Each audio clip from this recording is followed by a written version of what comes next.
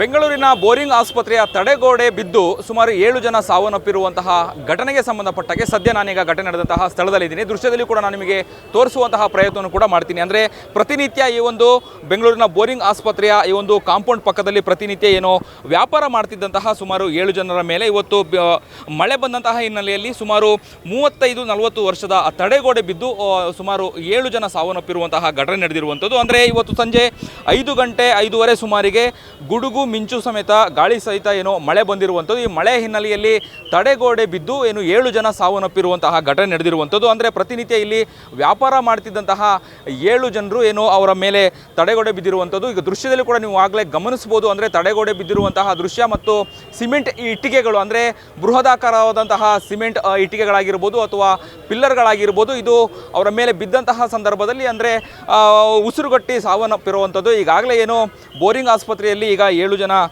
ಮೃತರ ದೇಹವು ಕೂಡ ಇರುವಂಥದ್ದು. ಈಗಾಗಲೇ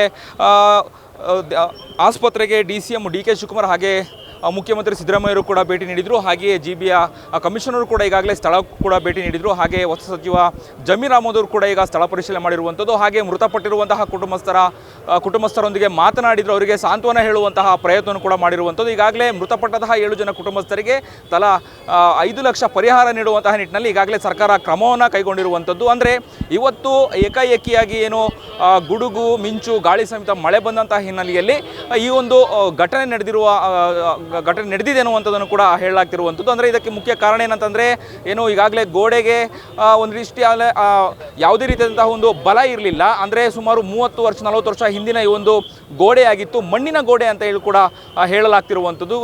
ಕಾದು ನೋಡಬೇಕು ಮುಂದಿನ ದಿನಗಳಲ್ಲಿ ಸರ್ಕಾರ ಈ ರೀತಿಯಾದಂತಹ ಘಟನೆಗಳು ಆಗದಂತಹ ರೀತಿಯಲ್ಲಿ ಯಾವ ರೀತಿ ಕ್ರಮವನ್ನು ತೆಗೆದುಕೊಳ್ಳುತ್ತೆ ಅನ್ನುವಂಥದ್ದನ್ನು ಕಾದು ನೋಡಬೇಕು. ಸದ್ಯ ಈ ಒಂದು ತಡೆಗೋಡೆ ಬೋರಿಂಗ್ ಆಸ್ಪತ್ರೆಯ ತಡೆಗೋಡೆ ಬಿದ್ದು 7 ಜನ ಸಾವನ್ನಪ್ಪಿರುವಂತಹ ಘಟನೆಗೆ ಸಂಬಂಧಪಟ್ಟಾಗೆ ಇಡೀ ಬೆಂಗಳೂರೇ ಬೆಚ್ಚಿ ಬಿದ್ದಿರುವಂಥದ್ದು. ಒಂದು ಕಡೆ ಮಳೆಯಿಂದಾಗಿ ಒಂದಷ್ಟು ಮರಗಳು ಹಾಗೆಯೇ ರಸ್ತೆ ತುಂಬ ನೀರು ಕೂಡ ತುಂಬಿಕೊಂಡು ಟ್ರಾಫಿಕ್ ಜಾಮ್ ಆಗಿತ್ತು. ಇತ್ತ ಬೋರಿಂಗ್ ಆಸ್ಪತ್ರೆಯ ತಡೆಗೋಡೆ ಬಿದ್ದು 7 ಜನ ಸಾವನ್ನಪ್ಪಿರುವಂತಹ ಘಟನೆಗೆ ಈಗಾಗಲೇ ಬೆಂಗಳೂರು ಕೂಡ ಬೆಚ್ಚಿ ಬಿದ್ದಿರುವಂಥದ್ದು. ಕ್ಯಾಮ್ರಾ ಪರ್ಸನ್ ಅಭಿಲಾಷ್ ಜೊತೆ ಅಭಿಜಿತ್ ಗಣೇಶ್, ಕರ್ನಾಟಕ ಟಿವಿ, ಬೆಂಗಳೂರು.